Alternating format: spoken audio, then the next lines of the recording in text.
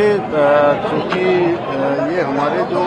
मंडलों के अध्यक्ष हैं, जिलों के अध्यक्ष हैं, ये बहुत महत्वपूर्ण हमारे संगठन के कड़ी के रूप में काम करते हैं, जो सरकार की और संगठन की चीजों को आम जन तक ले जाने का काम करते हैं, सरकार की योजनाओं को पहुंचाते हैं, वहां का पूरा फीडबैक देते हैं, कहां पर किस प्रकार की आवश्यकता है, और बूथ और पन्ना प्रमुख तक जिनके माध्यम से एक्टिवेशन होता है, तो समय समय पर इस प्रकार की हमारी बैठकें होती रहती हैं और सभी कार्यकर्ताओं ने लगातार, क्योंकि हमारे कार्यक्रम बहुत सारे कार्यक्रम होते हैं वर्ष भर, उन कार्यक्रमों में लगातार उनकी सक्रियता रहती है, तो इस प्रकार बैठकर हम लोग संवाद करते हैं। आज उसी संवाद का कार्यक्रम कांग्रेस के राष्ट्रीय अध्यक्ष खड़गे जी भी आज। और देखिए, अब चूंकि चुनाव आ गया है, तो अभी थोड़े दिनों पहले उनके युवराज भी आए थे और अब अध्यक्ष आए हैं उनके। ये कोई सामान्य प्रक्रिया है, चुनाव के समय में अब आना सबका रहता है। अच्छा होता कि पूरे 5 साल अगर उत्तराखंड के जनता की चिंता करते, यहाँ के लोगों की चिंता करते, यहाँ के सुख दुख में खड़े रहते,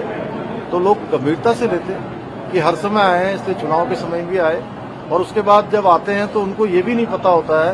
कि बयान कौन से देने हैं। मुझे लगता है कि पूरे देश में कोई स्क्रिप्ट उनको पकड़ा के दे दी जाती है कि जैसे उत्तराखंड के लोग कोई बात को समझते ही न हो।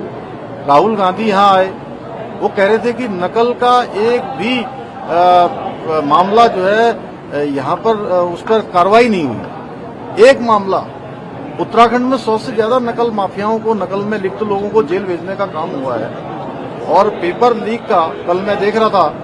उनकी पार्टी के प्रभारी हैं, शायद उनको भी यहाँ के नेताओं ने नहीं बताया, हालांकि वो लंबे समय से पार्टी की प्रभारी हैं, तो उनको ये जानकारी होनी चाहिए कि उत्तराखंड में किस प्रकार काम हुआ है। उन्हीं की सरकार के समय में पेपर लीक होते थे, कार्रवाई नहीं होती थी।